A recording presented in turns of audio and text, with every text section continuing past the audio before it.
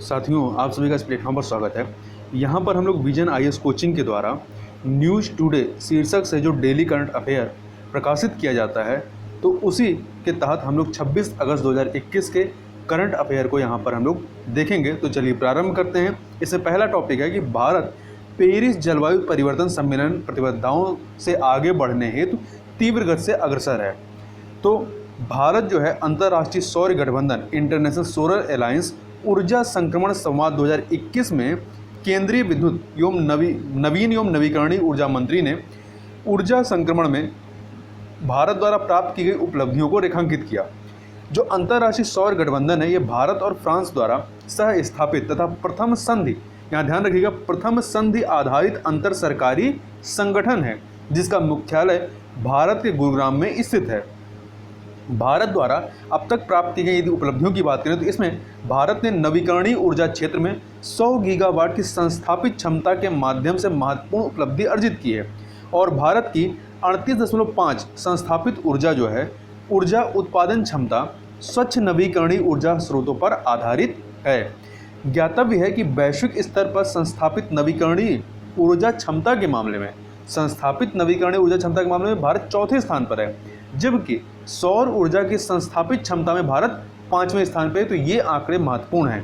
उल्लेखनीय है कि भारत द्वारा अपने राष्ट्रीय स्तर पर निर्धारित योगदानों, जिसको इंग्लिश में कहते हैं नेशनली डिटरमाइंड कंट्रीब्यूशन NDC के अंतर्गत प्रतिबद्ध वर्ष 2005 के स्तर पर वर्ष 2030 तक 35% के उत्सर्जन कटौती लक्ष्य के मुकाबले 28% के उत्सर्जन कटौती लक्ष्य को प्राप्त कर लिया गया है।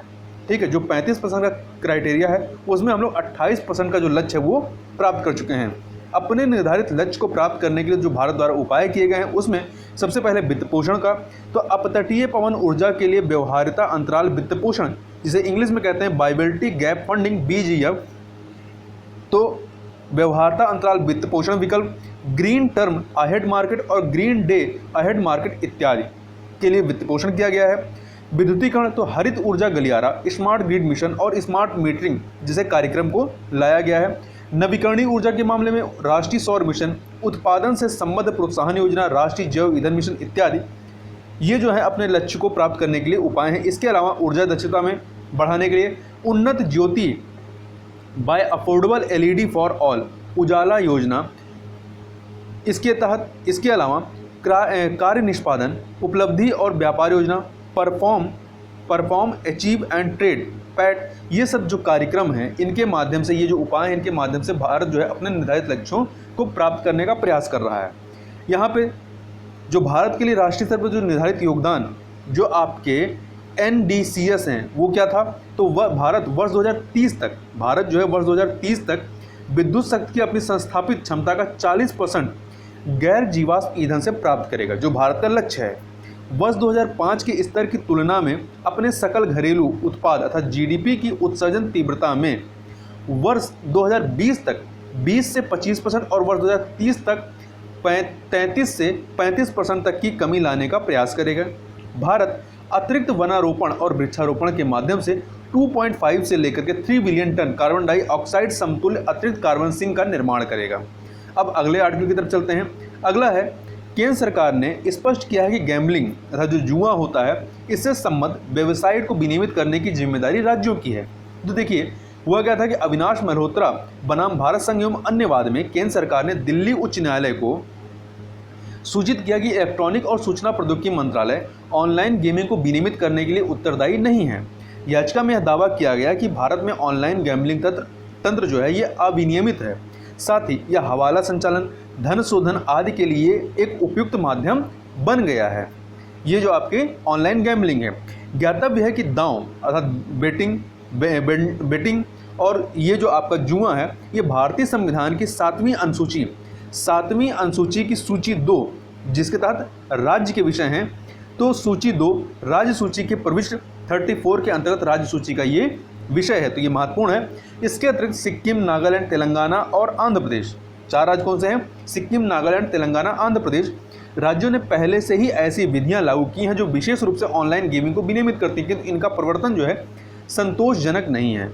विधि आयोग ने वर्ष 2018 की अपनी रिपोर्ट में जुए एवं दांव अर्थात बेटिंग के विनियमन की अनुशंसा की थी। इसमें अनुशंसित किया गया था कि जो ये गैम्बलिंग है इसके विनियमन के लिए संसद एक आदर्श विधि निर्मित कर सकती है जिसे राज्यों द्वारा अपनाया जा सकता है। देखिए जो संविधान प्रावधान है कि संसद जो है अनुच्छेद 249, तो आर्टिकल याद रखिएगा, अनुच्छेद 249 जिसके तहत राष्ट्रीय हित में, और अनुच्छेद 252, तो दोनों आर्टिकल महत्वपूर्ण, अनुच्छेद 249 और 252 में क्या, दो या अधिक राज्यों की सहमति हो, तो या राष्ट्रीय हित में या दो से अधिक राज्यों की सहमति के तहत भी जो केंद्र है या संसद है वो कानून बना सकती है। ठीक है, भले ही वो राज्य सूची के विषय हों। इसके अनुसार ऑनलाइन गैम्बलिंग और बेटिंग के संबंध में संसद के पास भी विधि निर्माण की क्षमता है। ऑनलाइन गेमिंग के बारे में बात करनी क्या है कि तो साधारणतः ऑनलाइन गैम्बलिंग से तात्पर्य दांव लगाने और धन अर्जन के लिए इंटरनेट का उपयोग करने से है। यह कैसीनो में गैम्बलिंग की भांति है, किंतु दोनों के मध्य अंतर यह है कि ऑनलाइन गैम्बलिंग एक वर्चुअल आभासी माध्यम से की जाती है। इसमें पोकर खेलना, स्पोर्ट्स गेम, कैसीनो गेम्स इत्यादि शामिल हैं। उपयोगकर्ता ऑनलाइन भुगतान मोड जैसे credit card, debit card, internet banking या यूपीआई जो सर्वाधिक प्रयुक्त विकल्प है, इसके माध्यम से दांव लगा सकते हैं। आगे चलते हैं। अगला है इलेक्ट्रॉनिक और सूचना प्रौद्योगिकी मंत्रालय द्वारा समृद्ध कार्यक्रम को आरंभ किया गया है। अब इस कार्यक्रम के बारे में देखें तो उत्पाद नवाचार, विकास और समृद्धि के लिए इलेक्ट्रॉनिक और सूचना प्रौद्योगिकी मंत्रालय का स्टार्टअप एक्सेलरेटर, इसका पूरा जो इंग्लिश में पूरा नाम है startup accelerator for of electronic and information technology ministry for production innovation development and growth, जिसे शॉर्ट में समृद्ध योजना कहा जाता है। तो याद रखिए समृद्ध योजना है क्या। कार्यक्रम को आरंभ किया गया। इसका उद्देश्य जो है वो देश भर में स्टार्टअप तंत्र को प्रोत्साहन प्रदान करना। तो समृद्ध योजना जो है ये उस इलेक्ट्रॉनिक और सूचना प्रौद्योगिकी मंत्रालय का स्टार्टअप तंत्र को प्रोत्साहन देने के लिए संबंधित योजना है। तो देखिए यह भारतीय सॉफ्टवेयर उत्पाद किससे, तो भारतीय सॉफ्टवेयर उत्पाद से संबंध स्टार्टअप को अपने उत्पादों को आगे बढ़ाने और अपने व्यवसाय में वृद्धि करने हेतु निवेश प्राप्त करने के लिए एक सहायक मंच प्रदान करता है। इसकी प्रमुख विशेषता की बात करें तो आगामी 3 वर्षों में ग्राहक संपर्क, निवेशक संपर्क और अंतर्राष्ट्रीय पहुंच प्रदान करके 300 स्टार्टअप्स को गति प्रदान करने पर ध्यान केंद्रित किया गया है। इस योजना के तहत स्टार्टअप में मौजूदा मूल्यांकन व विकास के चरण के आधार पर स्टार्टअप में 40 लाख रुपए तक के निवेश चयनित एक्सेलरेटरों के माध्यम से किया जाएगा। यह एक्सेलरेटर या निवेशक के माध्यम से समतुल्य निवेश की सुविधा भी प्रदान करेगा। इस कार्यक्रम को सूचना एवं विज्ञान प्रौद्योगिकी इलेक्ट्रॉनिक और सूचना प्रौद्योगिकी मंत्रालय स्टार्टअप हब द्वारा कार्यान्वित किया जाएगा। भारत में स्टार्टअप को बढ़ावा देने के लिए जो अन्य पहलें की गई वो क्या है, तो देखिए स्टार्टअप संस्कृति को, कल्चर को उत्प्रेरित करने तथा एक मजबूत और समावेशी तंत्र का निर्माण करने के लिए स्टार्टअप इंडिया की शुरुआत की गई है। व्यक्तियों, स्टार्टअप्स और सूक्ष्म, लघु एवं मध्यम उद्यमों MSME में नवाचार को बढ़ावा देने, promoting innovations in individuals, startups and MSME, जिसे शॉर्ट में प्रिज्म के नाम से जानते हैं। तो ये जो प्रिज्म योजना है, इस योजना का उद्देश्य व्यक्तिगत नव प्रवर्तकों जो इनोवेटर्स हैं उनका समर्थन करना है। ठीक है, इनोवेशन के लिए समर्थन करना। तो याद रखिएगा जो प्रिज्म योजना ये व्यक्तियों, स्टार्टअप्स और सूक्ष्म MSME उद्यमों में नवाचार को बढ़ावा देने से संबंधित है। नवाचार को प्रोत्साहित करने के उद्देश्य से अंतर्राष्ट्रीय पेटेंट फाइलिंग के लिए MSME अर्थात सूक्ष्म, लघु एवं मध्यम उद्यमों और प्रौद्योगिकी स्टार्टअप इकाइयों को वित्तीय सहायता प्रदान करने हेतु इलेक्ट्रॉनिक और सूचना प्रौद्योगिकी में अंतर्राष्ट्रीय पेटेंट संरक्षण को सहायता, अर्थात इसका पूरा जो इंग्लिश में नाम है support for international patent protection in electronics and information technology SIP-ET योजना आरंभ की गई है। अब अगला है वित्त मंत्री ने वित्त वर्ष 2021-22 के लिए सार्वजनिक क्षेत्र के बैंक सुधार एजेंडा ईज 4.0 के चौथे संस्करण का अनावरण किया है। तो याद रखिएगा जो ईज योजना है ये सार्वजनिक क्षेत्र के बैंकों में सुधार से संबंधित योजना है, महत्वपूर्ण है। देखिए इसी के साथ इस चौथे संस्करण का अनावरण करने के साथ ही वित्त वर्ष 2020-21 इससे पहले वर्ष के लिए ईज 3.0 की वार्षिक रिपोर्ट का भी अनावरण किया गया था। Enhanced access and services excellence जिसे शॉर्ट में ईज कहते हैं कि शुरुआत जो है वित्त वर्ष 2019 में की गई थी। कब की गई थी? 2019 में की गई थी। यह एक विशिष्ट सुधार सूचकांक पर आधारित विशिष्ट सुधार सूचकांक पर आधारित सार्वजनिक क्षेत्र के बैंकों पीएसबी पब्लिक सेक्टर बैंक्स के सुधार एजेंडा का एक हिस्सा है। यह अभिशासन, विवेकपूर्ण उधार जोखिम प्रबंधन, प्रौद्योगिकी और डेटा संचालित बैंकिंग तथा परिणाम केंद्रित मानव संसाधन प्रथाओं जैसे प्रमुख क्षेत्रों में सार्वजनिक क्षेत्र के बैंकों के प्रदर्शन के वस्तुनिष्ठ मूल्यांकन की अनुमति प्रदान करता है। ईज जो है सुधारों का उद्देश्य सह उत्पत्ति वाले ऋणों के समन्वित संचालन के लिए, ईज सुधारों का जो उद्देश्य है वो सह उत्पत्ति वाले ऋणों के समन्वित संचालन के लिए सार्वजनिक क्षेत्र के बैंकों के मध्य और व्यापक वित्तीय सेवा प्रणाली जैसे गैर बैंकिंग वित्तीय कंपनियां एनबीएफसी के साथ गठजोड़ के माध्यम से सहयोगात्मक बैंकिंग विकसित करना है। ईज सूचकांक सभी सार्वजनिक क्षेत्र के बैंकों का एक तुलनात्मक मूल्यांकन प्रदान करता है। यहाँ ध्यान रखिएगा, ये हर तरह के बैंकों की बात नहीं करता है, ये सार्वजनिक क्षेत्र के बैंकों की ही बात करता है। इसमें सुधार एजेंडा के मानदंडों और अन्य समकक्षों की तुलना में बैंकों के निष्पादन को दर्शाया जाता है। ईज 3.0 जो है जिसकी रिपोर्ट जारी की गई है 5 विषयों पर पब्लिक सेक्टर बैंक की तुलना करता है। कौन कौन से 5 विषयों पर?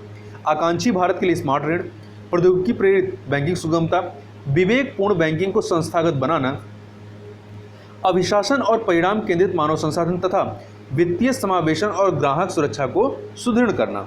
ये 5 विषय हैं, इनके आधार पर पब्लिक सेक्टर बैंक की तुलना की जाती है। आकांक्षी भारत के लिए स्मार्ट ऋण, प्रौद्योगिकी प्रेरित बैंकिंग सुगमता, विवेकपूर्ण बैंकिंग को संस्थागत बनाना, अभिशासन और परिणाम केंद्रित मानव संसाधन तथा वित्तीय समावेशन और ग्राहक सुरक्षा को सुदृढ़ करना।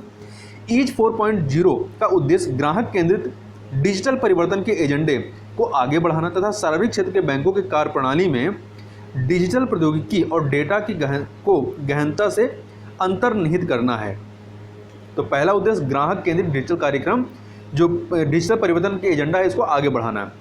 इसमें 2 नए विषय प्रस्तुत किए गए हैं। ये जो 4.0 है, पहला लोचशील प्रौद्योगिकी के साथ नए युग की 24 क्लास बैंकिंग और सहक्रियात्मक परिणामों के लिए सहयोगात्मक बैंकिंग। अब सुधारों के जो प्रमुख लाभ क्या हैं, ये जो इस तरह के सुधार किए जा रहे हैं, तो डिजिटल माध्यमों से ऋण तक बेहतर और सुगम पहुंच, बैंकिंग आवश्यकताओं के लिए घर से ही सुलभ और मोबाइल माध्यमों का त्वरित अंगीकरण, वित्तीय समावेशन संबद्ध पहलों की पहुंच में निरंतर सुधार। इसके अतिरिक्त बड़े सार्वजनिक क्षेत्र के बैंकों ने अग्र सक्रिय रूप से ऋण प्रदान करने के लिए मौजूदा ग्राहकों की ऋण संबंधी आवश्यकताओं को समझने हेतु उन्नत विश्लेषण क्षमताएं भी स्थापित की हैं। तो इन ये जो कार्यक्रम है ईज कार्यक्रम, इससे ये सारे सुधार या इसके लाभ हैं। आगे चलते हैं। अगला है केंद्र सरकार ने गन्ने के उचित और लाभकारी मूल्य fair and remunerative prices FRP में अब तक के उच्चतम स्तर में वृद्धि की है। देखिए, हाल ही में केंद्र ने 10% की मूल वसूली दर हेतु गन्ने के उचित और लाभकारी मूल्य FRP में वृद्धि करने हेतु इसे वर्ष 2021-22 के लिए 290 रुपये प्रति कुंटल कर दिया है। ज्ञातव्य है कि उचित और लाभकारी मूल्य चीनी मिलों द्वारा गन्ना उत्पादकों को देय न्यूनतम मूल्य होता है। FRP गन्ना नियंत्रण आदेश 1966 के तहत निर्धारित किया जाता है और FRP का निर्धारण कृषि लागत और मूल्य आयोग commission for agriculture cost and prices CACP की अनुशंसाओं के आधार पर और राज्य सरकारों और अन्य हितधारकों के परामर्श के उपरांत किया जाता है। इसका जो FRP का निर्धारण है। रिकवरी या वसूली दर क्या होता है, तो ये गन्ने से प्राप्त होने वाली चीनी की मात्रा है। गन्ने से प्राप्त चीनी की मात्रा जितनी अधिक होती है, बाजार में उसका मूल्य उतना अधिक होता है। हालांकि सरकार की तदनुसार चीनी के न्यूनतम समर्थन मूल्य में वृद्धि करने की कोई योजना नहीं है। गन्ने का रेट बढ़ाया गया, पर चीनी के रेट में कोई भी वृद्धि नहीं होगी, जो कि वर्तमान में 31 रुपये प्रति किलोग्राम है।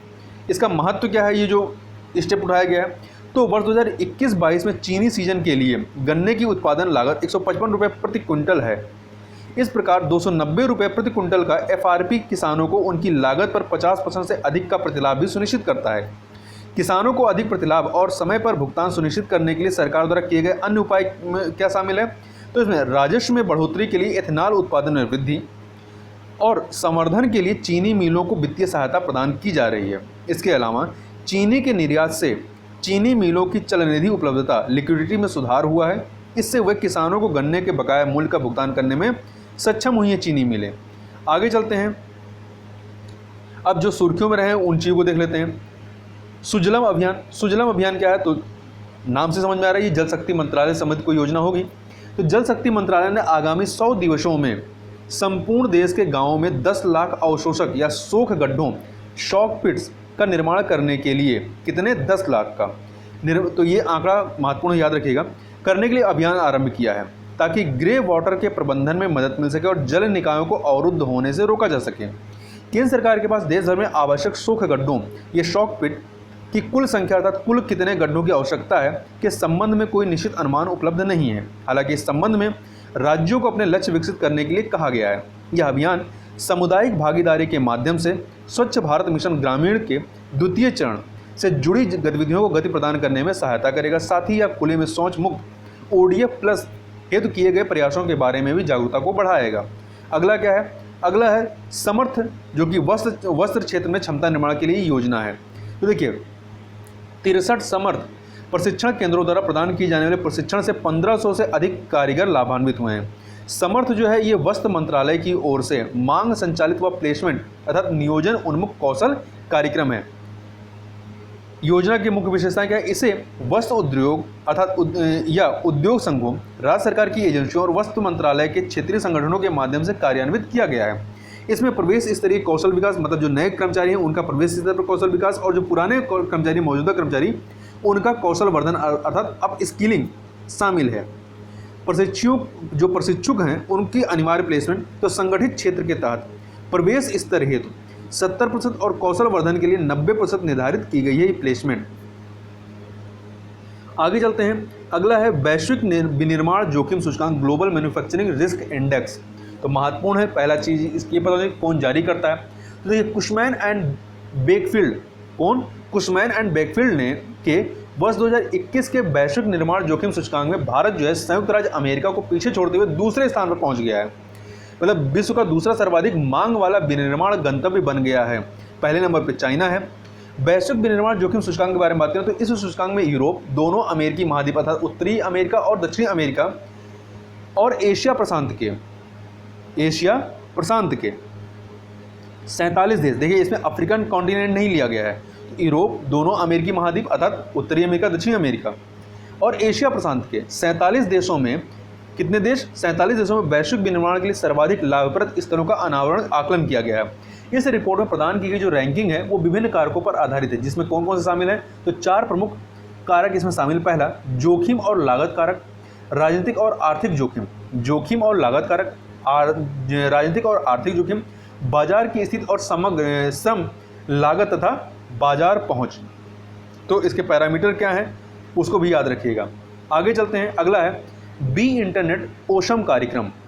तो इसे, ये जो कार्यक्रम है गूगल का है, इसे गूगल द्वारा वैश्विक स्तर पर भारतीय बच्चों के लिए, तो यहाँ ध्यान रखिएगा सभी बच्चों के लिए नहीं है बल्कि केवल मेनली भारतीय बच्चों के लिए आरंभ किया गया है। इसे 8 भारतीय भाषाओं, कितने भाषाओं में? 8 भारतीय भाषाओं में लोकप्रिय कामिक पुस्तकों के प्रचलित पात्रों के माध्यम से इंटरनेट सुरक्षा प्रदान करने के लिए भारतीय कॉमिक बुक प्रकाशक अमर चित्रकथा के साथ साझेदारी में आरंभ किया गया है। क्या है? बी इंटरनेट ओशम कार्यक्रम। तो ये बच्चों के लिए है, इंटरनेट पे अवेयरनेस फैलाने के लिए, उनको इंटरनेट को सुरक्षित रूप से इस्तेमाल करना सिखाने के लिए।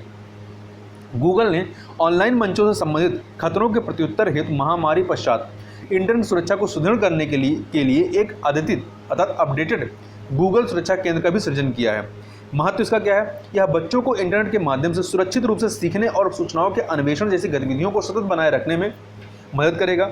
साथ ही अपनी सुरक्षा के संबंध में भयभीत हुए बिना महिलाओं को इंटरनेट के अवसरों तक समान पहुंच प्रदान करने में भी सहयोग करेगा। इसके अतिरिक्त यह ऑनलाइन गतिविधियों में संलग्न लोगों व उनके धन की सुरक्षा में भी मदद करेगा। अगला है सुर्खियों में रहे व्यक्तित्व की बात करें तो मदर टेरेसा की बात कर लेते हैं। इनका जन्म 26 अगस्त 1910 को और मृत्यु 5 सितंबर 1997 को होती है। तो मैसेडोनिया में जन्मी मदर टेरेसा एक प्रसिद्ध नन और समाज सुधारक थी और धर्म प्रचारक थी। वह वर्ष 1928 में, कब? 1928 में जब साइमन कमीशन भारत में आता, तो वर्ष 1928 में ही उसी वर्ष ये भी भारत आती हैं तथा उन्होंने ज़रूरतमंदों की मदद हेतु अपने संपूर्ण जीवन को समर्पित कर दिया था। वर्ष 1948 में उन्होंने भारतीय नागरिकता प्रदान की गई थी और 1950 में उन्होंने भारतीय नागरिक बनने के बाद उन्होंने कोलकाता, उसमें कलकत्ता नाम से प्रचलित था, इन्होंने यहाँ पे मिशनरीज ऑफ चैरिटी नामक संस्था को स्थापित किया था। यह संस्था उस शहर में निर्धनों और मरणासन लोगों की सहायता हेतु विख्यात थी। उन्हें प्रतिष्ठित नोबेल शांति पुरस्कार और भारत रत्न से भी सम्मानित किया गया था। उनकी पुण्यतिथि के उपलक्ष्य में संयुक्त राष्ट्र द्वारा 5 सितंबर को अंतर्राष्ट्रीय परोपकार चैरिटी दिवस के रूप में मनाया जाता है, 5 सितंबर को। अगला है सुर्खियों में स्थल को देखें तो फुकुशिमा जो कि जापान का है, तो जापान में फुकुशिमा परमाणु ऊर्जा संयंत्र को सेवा मुक्त किया गया है। इस दौरान संयंत्र के भंडारण टैंकों में मौजूद जल को समुद्र के नीचे सुरंग के माध्यम से निकाले जाने की एक योजना निर्मित की गई है। ज्ञातव्य है कि वर्ष 2011 में एक बड़े भूकंप के उपरांत फुकुशिमा दाइची परमाणु ऊर्जा संयंत्र में एक परमाणु दुर्घटना हुई थी। भूकंप के कारण उत्पन्न सुनामी ने इसकी विद्युत आपूर्ति और शीतलन को अक्षम कर दिया था। फुकुशिमा के बारे में बात करें तो ये जापान के फुकुशिमा प्रांत की राजधानी है। ये आपका यहाँ पर फुकुशिमा, ये आपका फुकुशिमा प्रांत है।